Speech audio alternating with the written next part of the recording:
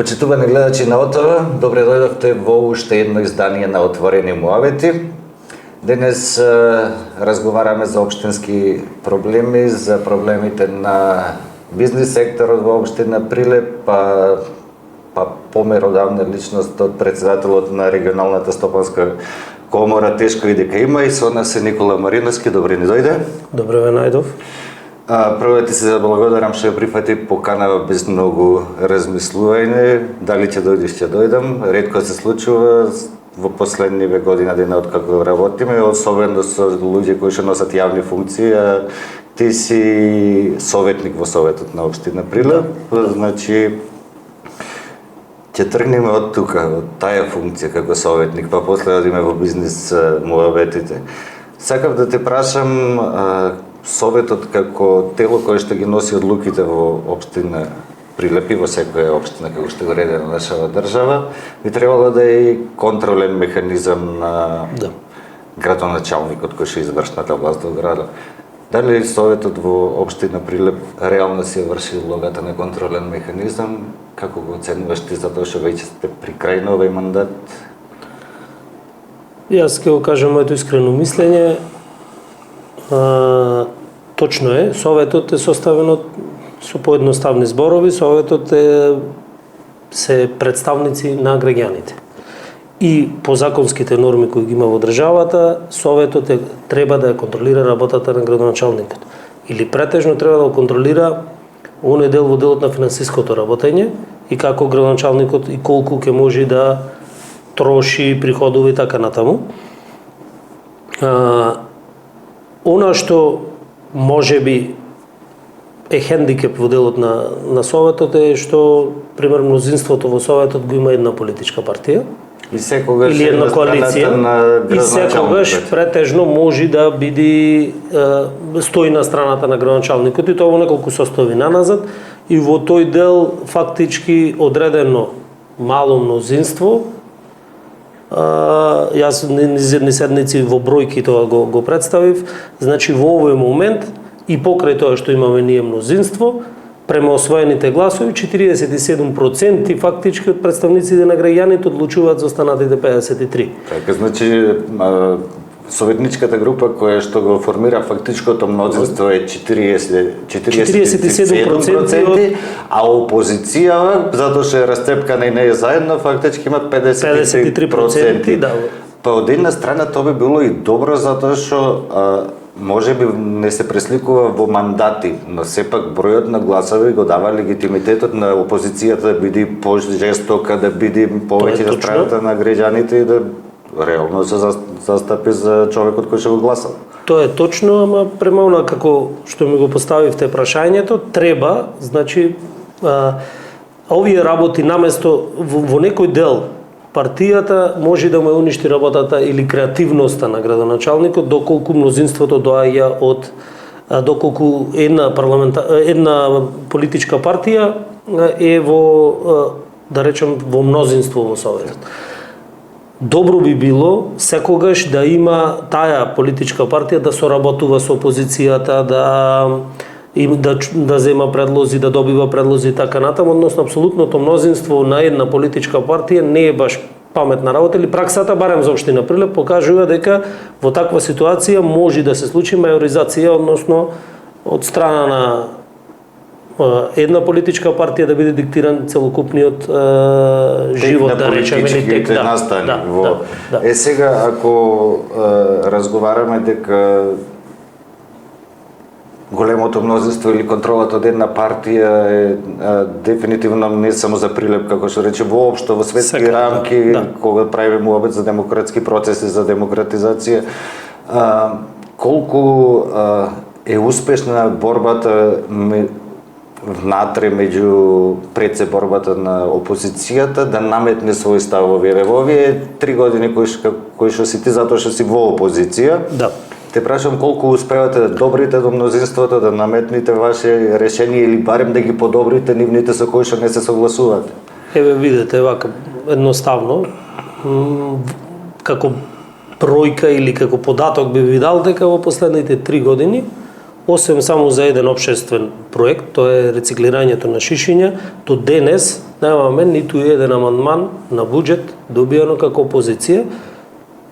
Тоест не е прифатен Не е прифатен од страна на владеачкото мнозинство. Само еден, и то на добра волја, и тоа е супер и го поздравувам, тоа беше во делот на дополнително субвенционирање на рециклирање на шишина во вендинг машини, кои во моментов се најдуваат, имаме 2 вендинг машини кои се најдуваат во Футура маркетите. Тоа е проект на Ротари клубот од Прилеп заедно со Пакомак Македонија и дополнително општината се вклучи во тој проект и дополнително секое рециклирано шише во тие вендинг машини го субвенционира со пола денар. Пола денар го субвенционира Пакомак и се добиваат зелени поени. Еве се, јас се извинувам, мала промоција на проектот, но сакам да кажам... Не е страшно, минатата недела и направивме видео за Пакомак, за контейнерите кои што ги имаше поставено за рециклирање на отпад од текстил, Да. така да без разлика и да звучи како реклама, кога е нешто за општествена одговорна активност, немаме проблем да ги промовираме тие работи. Значи тоа беше и единствено нешто кој го прифатија беше тоа. Инаку еве 3 години поред јас како советник поднесувам за безбеден град амандман, што не беше до сега прифаќен.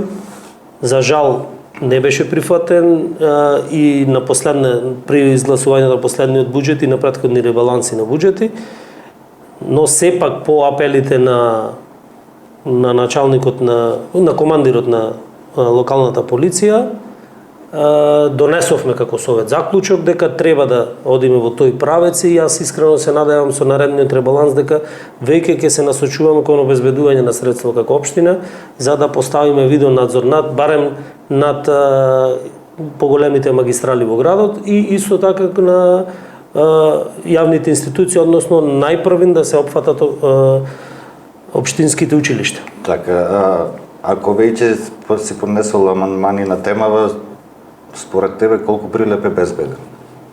Во делот на безбедност град Прилеп еве на последната седница го имавме полицискиот извештај, го разгледувавме полицискиот извештај и самото ОВР во самиот извештај наведе дека е зголемен криминалитетот. Сега не баратам точно со бројките во тој дел, во делот на извештајот, бејќи го немам во моментов пред мене, но криминалитетот е зголемен во последните 6 месеци од претходните 6 месеци. Еве некои бегли бројки, значи некои 23 опожарени возила, каде што беа опфатени вклучително и полициски возила на полициски службеници, возила на обвинители и така натаму. Од нив мислам дека е само еден расветлен случај, сите други не се расветлени случаи. Имаше некои 940 кражби, ако помали поголеми кражби, од кои само некои 23% беа решени, така да Значи, и тоа ефикасноста на решавање на исклучително мала. Да, исклучително мала. Проблемот се не можеме да обвиниме во целост полицијата, да бидеме искрени, бидејќи и породијата за работа или начинот на работа и кај нив не е баш, али условите во на крај за работа се сведуваме да не биде дека сега сакам да го заокружиме советов со уште едно подпрашање кое што ми се јавува во целава приказка и ми го размислував, дури разговараше за мајоризација, за прифаќање, неприфаќање на амандмани. Ние сме некако град, како држава веќе се ситниме страшно многу. Да. И човечкиот капитал и потенцијал е исклучително мал.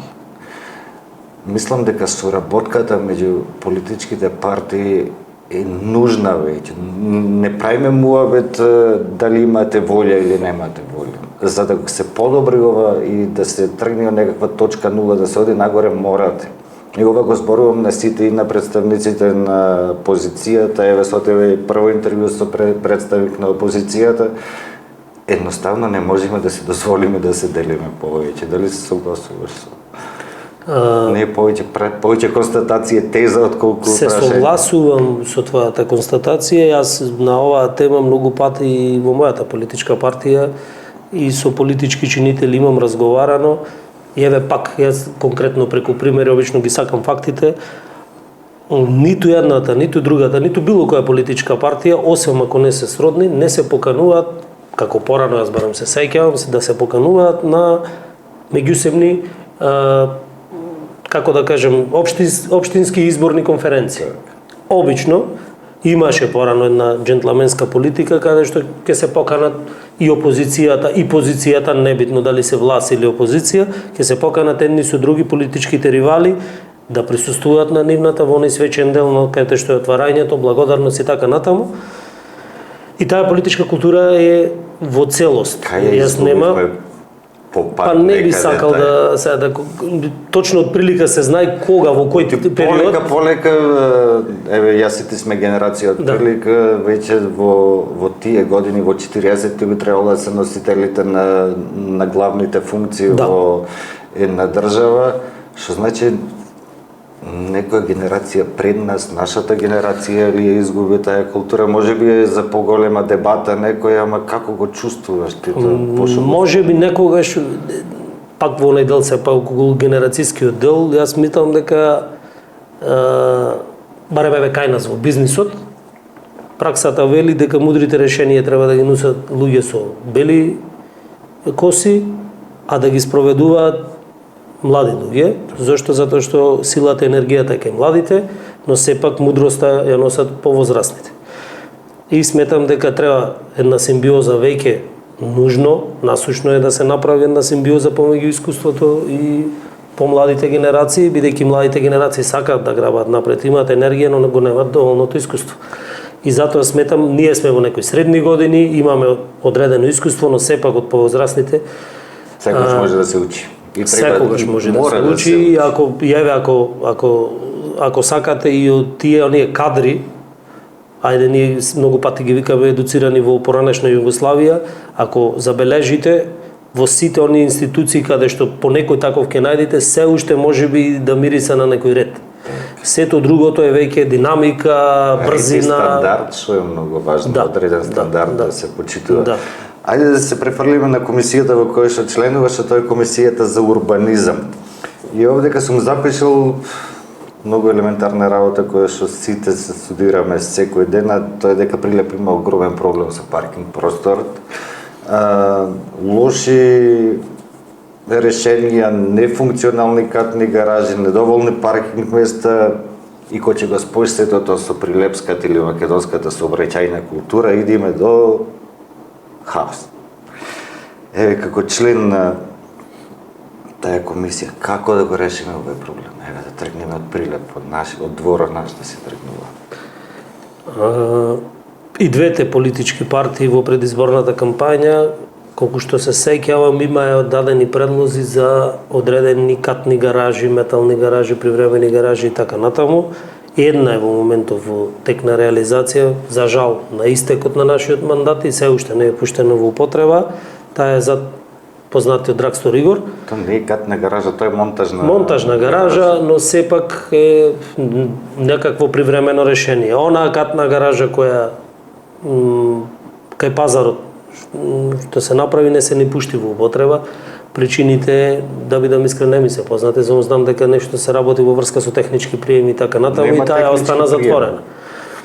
За жал, урбанизмот нема проектирано некои посериозни зафати во тој простор, мислам во тој поглед, посериозни катни гаражи. Јас во неврзани разговори многу пати му предлагав и на градоначалникот и на други политички чинители дека редно време е да направиме подземна катна гаража, сериозен зафат и тоа да биде, ајде да речем, некој заеднички проект, нека оди како заеднички или па небитно, без разлика, нека биде предлог. Колку коштало и дали Прилеп може да си го дозволи тој зафат? Прилеп може да си го дозволи во секој случај тој зафат, не мора да биде, да речеме, да биде финансиран од општинскиот буџет. Има опции, има преку издавање на општински обврзници, преку издавање на државни обврзници, мислам задолжување во Министерството за финансии е опција. опција и овој унгарски кредит, но треба да имате подготвен проект. Тој подготвен проект, за жал, го нема. Нашето одделение за урбанизам сега во овој момент гледаме има одредено мало размрдување, инаку претходно имаме 3 или 4 сменети раководители. Така да немаме, динамиката е таму малку нарушена, дали се меѓучовечки односи не сакам да навлегувам, но сметам дека тука требаше, урбанизмот е клучен за еден раст и развој на било дали е општина, за што и да сметате. Ништо без добри урбанистички решенија. Не можеме така ништо да спроведеме. Мислам дури ако кога ќе се реши сообраќајниот метеж или проблемот со паркирањето, ќе можеме да решаваме и други проблеми кои што не тиштат и нормално ќе се доведе до развој. Една основна работа, сите живееме во Прилеп. Сите живееме во Прилеп и гледате само баш од овде кај што се најдуваме, да слезите по Марксово надолу, ќе видите колку од пешачкиот простор е зафатен со возила. Не можеме да ги обвиниме до тој степен граѓаните, сега и малку и пак се навраќаме на урбанизмот, па секоја гаража си ја направија дуќан. И тоа не го обидува, и значи возилата ги оставаат надвор, дворните површини ги. Значи, ние како треба да направиме едно општествено помирување. Спои сме од некултурата и институциите кои што нај водат грижа. Тоа е пак да го сведеме на менталитетот. Значи, од менталитетот доаѓа и културата на народот, тука на крајот на гриштата и функционерите, институциите не се од народот, ние не ги увезовме од Норвешка. Наши луѓе сте сите вие кои што сте затоа велам само со вакви разговори и реално со барање решенија можеме, а немаме повеќе ниту време, немаме ни избор да калкулираме кога да се почне. А да бидам искрен, точно е тоа е еден од позитивните факти, тоа што граѓаните веќе сите се свесни и ние сме свесни таму кои сме секојдневно, дека вака повеќе понатаму не може. Без разлика кој ќе да добија поддршката. Тотално неважно. Неважно е, веќе на никој не му е важно. Не е гајле, како граѓанин кажувам, стварно не ми е гајле кој ќе биде, кој ќе има множество и кој ќе биде градоначалник. Има да работиш и да одговараш пред мен. И истовремено да ме казнуваш кога јас не ги почитувам локалните закони, точно имаме огромно непочитување на локални закони, да бидам искрен, некако како да не можеме да ја спроведиме законската регулатива на територија на цел Прилеп и на цела општина Прилеп. Руралните средини се оставаат малку на своеволност, ајде ако може да кажам, но и во оние, па и во градска и населби се гради каде кој како ќе стигни. Не можем и целосно, ајде да речем, значи тука имате и доволен кадар на инспектори кои треба да постапуваат, граѓаните не се охрабруваат да пријавуваат, бидејќи после тоа се анонимноста нивна се нарушува и мораме како граѓани веќе еднаш да почнеме и да си го спазуваме законот. Хајде се од ова што го кажа сега гради кај сака, мислам дека последната седница би беше 58-ма, така? Да. На советот на последната седница, последните точки беа баш од урбанизам. Да. И баш во редакција седиме, ги читаме точки и читаме таму парцела таја и таја, ДЛ, УР, не знам, некои си шифри и се викаме, окей, овдека е сега некој предлог на дневен ред за општина. Прво, да. Ајде, ако јас како граѓанин не го разбирам ова, а морам да го разбирам, сепак може да станува збор за нешто до мојата улица, на мојата улица, позади мојата улица, нешто кој што го засега мојот личен имот. И може и да не се согласувам со тоа решение и нормално како граѓанин имам и право да реагирам. Сега, начинот на објавување на тие точки, дали може би треба да се смени или каде барем ние како медиуми можеме да најдеме шифрарник за тие шифри? Како се видат. За тоа сте во право. Вие како медиуми, значи во делот на како се објавуваат точките на дневен ред или она како што го велите ДУП кратенки, па 3.2, па за кој регион и така натаму, тоа значи дека детален урбанистички план за регион 3, значи во Така, област 3 па парцела, 3.2 и така натаму. Слободно можете со информација до пристапот од јавен карактер да ви се дообјасни доколку имате потреба од општината или од било кој советник, ние стоиме на располагање.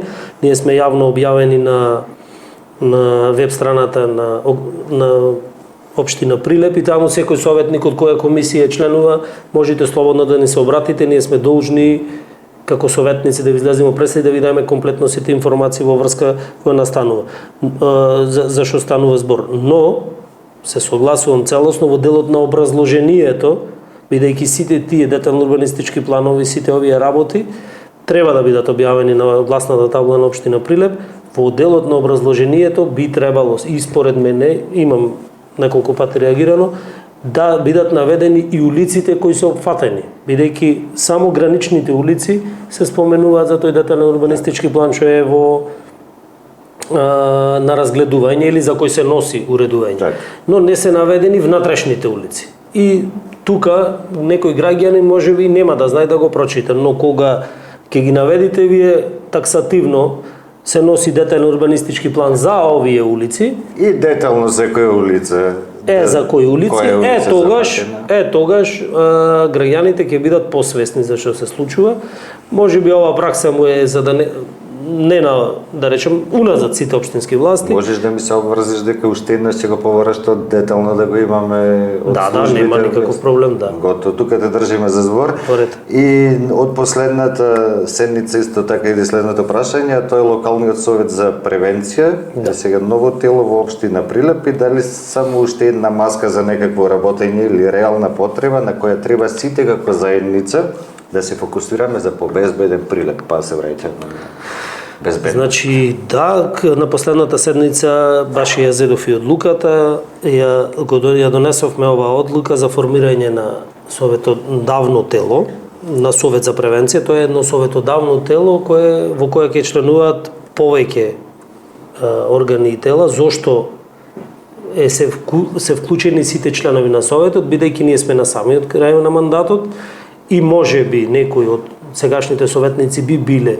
во иднина дел од новиот совет, тие ќе може да ја предадат работата и на старите советници, така се размислуваше за да може да има некој тек работењето, бидејќи во овај совет ќе членува и градоначалникот, секретарот на општината, не знаеме со наредната локална власт кој би бил нов градоначалник. Совет и сите советници колку што забележав се членови. Затоа се сите советници. Правим ги образложено што се советниците.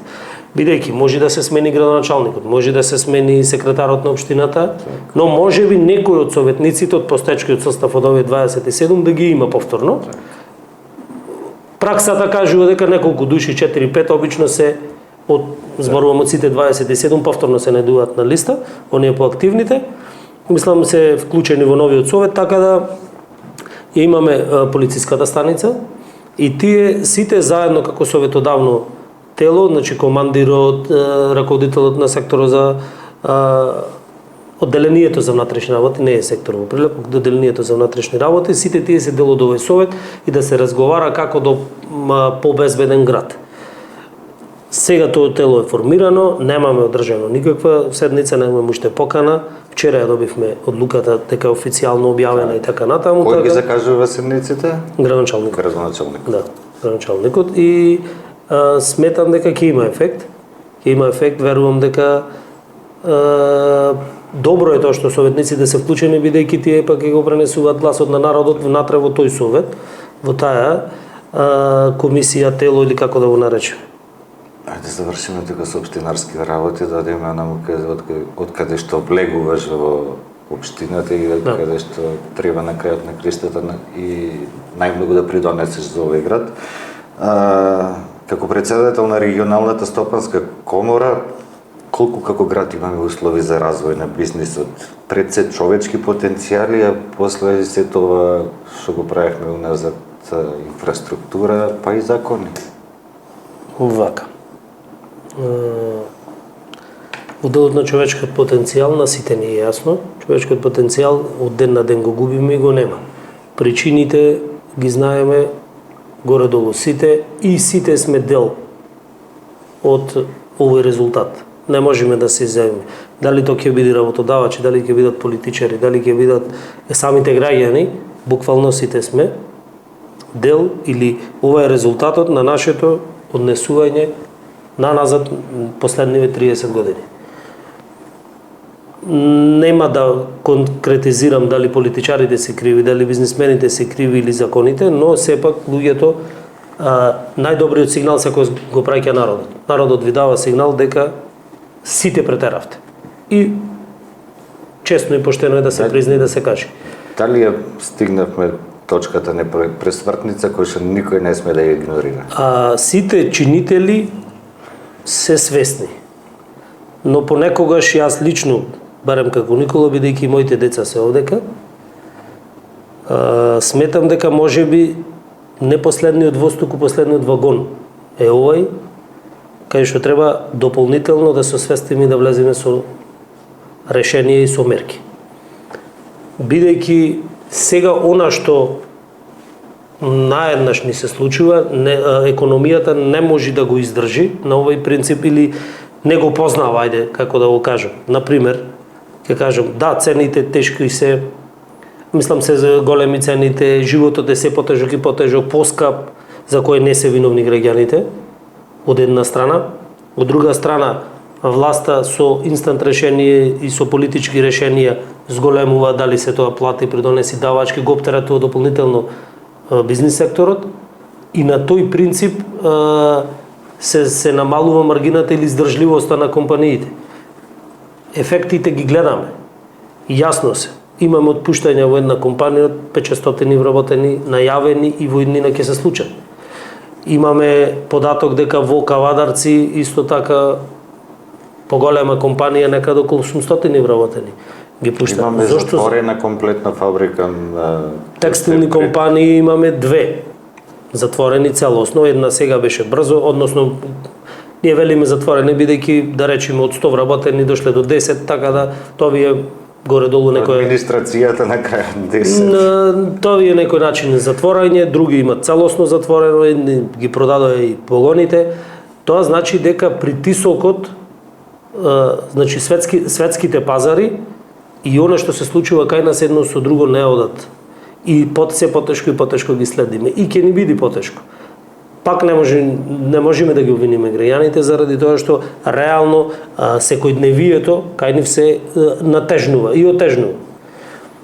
Соломонски решенија нема, но сепак треба и компаниите и граѓаните да издржиме.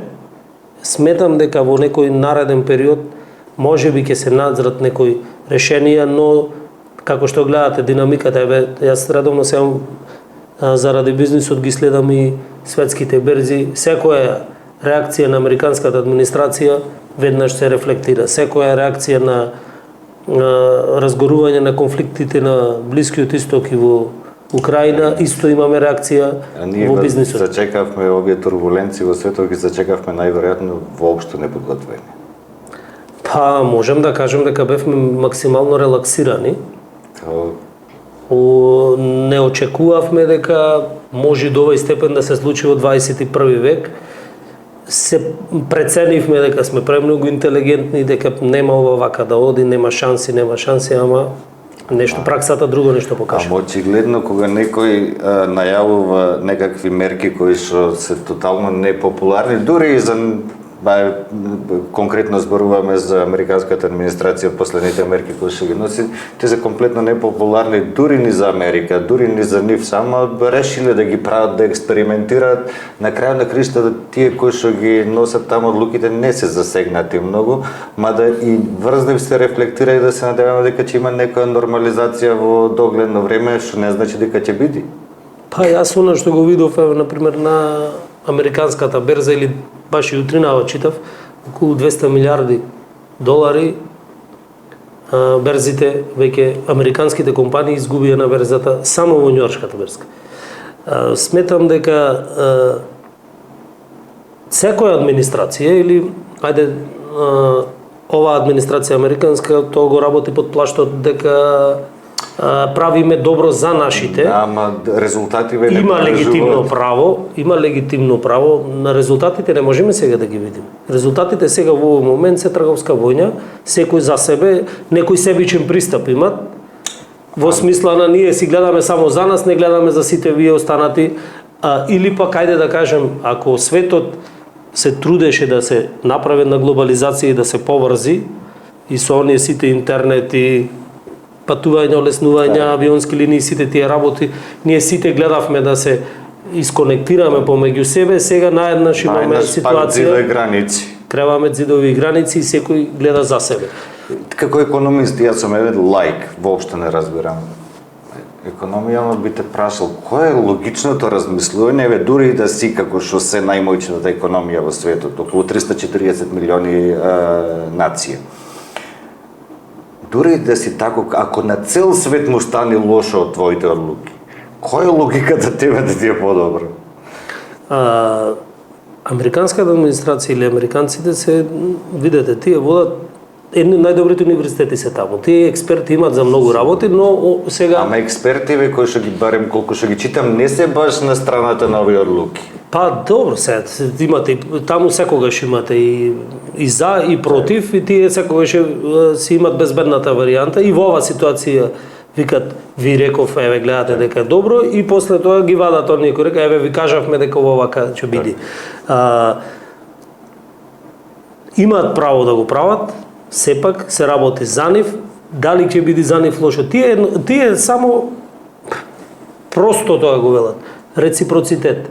Што ние правиме како држава за вас, како отстапки, дајте ни го и вие нас.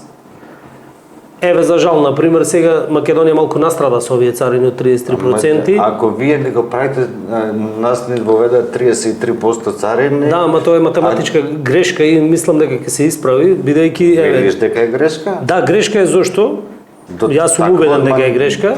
Какво еве еден прост пример. Колкава администрација да направи таква грешка, и то за кого? За видете како е сгрешена работата по мене, или така и го објаснуваат.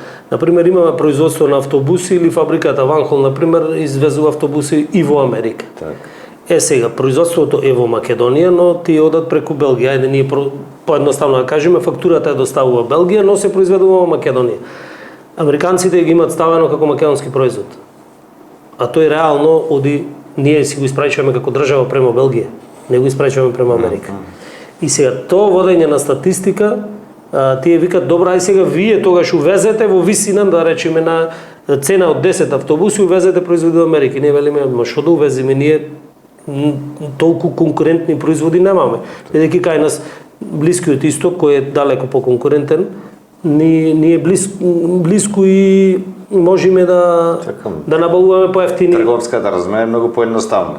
Ето, и сега една таква статистичка работа, да речем, само кој на кого фактурира и како извезува, е доведено до овие 33. Мислам дека ова ќе се намали и реши во блиска еднина. Она што го видов барем вчера, денеска, овие денови, е дека владата веќе предложи со американската администрација да има 0 царини за македонски производи и обратно 0 царини. Ние извезуваме како држава во Америка исто така и земјоделски производи како регион. Има неколку компании кои прехранбени производи извезуваат во Америка, и ова ќе влијае врз нивниот извоз, да речем, према Америка, но да се надевам дека брзо ќе се реши, бидејќи реално не е таа статистика, нашата статистика многу се разликува. Во тој дел сметам дека сега се врши порамнување или докажување, ајде условно да кажеме, да видат дека не е баш така, и ако успее нашата влада, се надевам дека ќе успее да се тргнат тие царини. Последно прашање, колку и како локалната самоуправа треба да го поддржи развојот на бизнисот во Прилеп? Локалната самоуправа игра голема улога. Еве како игра голема улога, најпрвен преку понуда на раст и развој. Понудата на раст и развој зависи по сектори, еве како да биде. Например, да речеме сите кои одат во преработувачка индустрија и така натаму, за нив треба вие да обезбедите простори и места каде што непречено ќе работат, односно ќе можат нивниот развој да го планираат. А тоа се простор каде што може да изградат нови погони, магазински простори и така натаму, да имаме за лесна незагадувачка, за загадувачка индустрија и тоа сето да биде испланирано, да се направат патишта, обиколници и така натаму. На хартија горе-долу имаме слични работи, но го споменавме претходно, урбанизмот премногу слабо реагира. Значи не може ние да добиваме дозволи по една година, по година и пол за градба. Или ајде да кажеме пак да имаме, сега веќе изменивме како совет во делот на генералниот урбанистички план да може да се планира на помали парцели, за да може некои компании да во нивната парцела по сообраќајно решение, така беше некако границите, по сообраќајниците да бидат граници, во нивната парцела да можат веднаш да предложат измена на детален урбанистички план во согласно со генерален, да не биде тоа дека нешто се пребарува и да одиме во брза измена тој детален план за да може фирмата тука каде што се најдува да се развива. За жал, потоа административните процедури одат премногу споро. Проектантските бироа ќе го сработат проектот, ќе го испратат до општинската администрација и тука започнува голготата. Денови за разгледување, денови согласност на нацрт план, па совет и така натаму, па оди до Министерство за транспорт и врски, па ако го врати с транспорт и врски назад, па проработки, доработки, па јавен оглас и така натаму, и то една година ви зема, а ваков динамичен свет не трпи ни еден месец. Значи, тука треба да бидеме. Тука локалната самоуправа доколку може тоа да го понуди, тоа зборувам сега во дел на преработувачка индустрија, тоа е идеално. Зборуваме сега во вториот дел, во делот на планирани градби за жителите. Колку повеќе вие имате локации каде што ќе можат да се изградат речиво згради, куќи и така натаму, толку колку има поголема конкуренција, толку е понисок метар квадратен. Во Прилево последните 10 години можеме на прсти да изброиме колку дозволи за градба за колективно домување имаме во градот. И то сега зборуваме за прави градби, не зборуваме за некои мали зградичи од приземни 2-3 ката. Значи зборуваме за големи згради, имаме 2 или 3, така некако со се тие во точила. Сметам дека во тој дел доколку се понуди динамика за граѓаните, ќе има поевтин метар квадратен. Ние исто имавме во нашата предизборна програма и предлагавме исто така да за младите брачни парови до 29-30 години ослободување од комунали и така натаму, за да можат полесно да влезат во брачен живот, во семеен живот полесно, исто така да се ослободуваат и ваквите градби барем во тој дел или да му се субвенционираат комуналите. Знаете во која смисла, например, доколку млад брачен пар купи стан, во делот на комунали за тој стан да бидат вратени на инвеститорот или да бидат дадени на семејството, па тие со тие средства да си го уредат станот. Секакви идеи беа, но сепак пак се враќаме кај урбанизмот, онаму каде што треба да се спроведе таа иницијатива. За жал, значи крајот на овој мандат или последните неколку месеци и препорака до новиот градски совет: ефикасност, брзина, транспарентност, секој случај и отчетност пред граѓаните, затоа што само така можеме да напредуваме. Пред да го завршиме муабетов, лично прашање. Да. Амбиции во политиката за повисоки позиции претенички, може би градоначалнички, имаш или? Јас во моментов на ваква политика не се гледам во политика, бидејќи јас доаѓам од реален сектор, реалниот сектор и политиката во овој момент се содружуваат. Не одат паралелно. Ако оди паралелно, тогаш зошто да не? Секој еден бизнисмен би сакал да дај допринос и да дај нешто плюс за општината, но на овој принцип, вака како што е поставена политиката и како политиката го третира бизнис секторот, зборувам општо, да не бидам сватен дека сега моменталната, сметам дека не се гледам во политика, бидејќи прилеп, народски кажано, една ластовица пролет не пре. Не можеме, гледам, пробавме, 3,5 години ги потрошивме во градското собрание, не можете да смените. Успеавме, како што ви кажав, еден, и тоа беше општествен проект.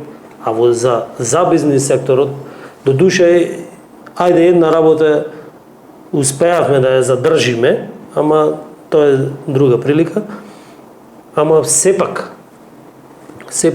немате можност, немате простор, бидејќи, како што кажав, кога вие една политичка опција го има мнозинството, нема простор за преговарање, за разговори, за позитивно, за нешто, бидејќи тие си го носат во нивниот општински комитет, си ја носат одлуката, ова вака треба да биде, и затоа после имаме партиски превработувања, партиски кадри и така натаму, а не соодветни, така ни трпи и образовниот процес.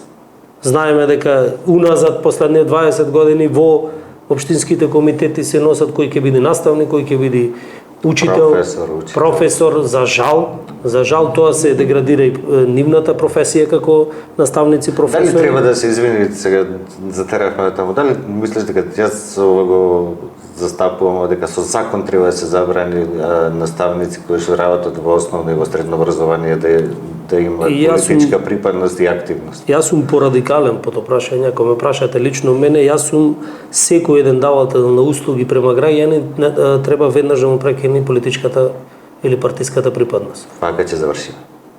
Било ми. Фала ти. Нема зашто. Фала ви што гледавте. Се гледаме следна недела со нов гостин во Отворени муабети.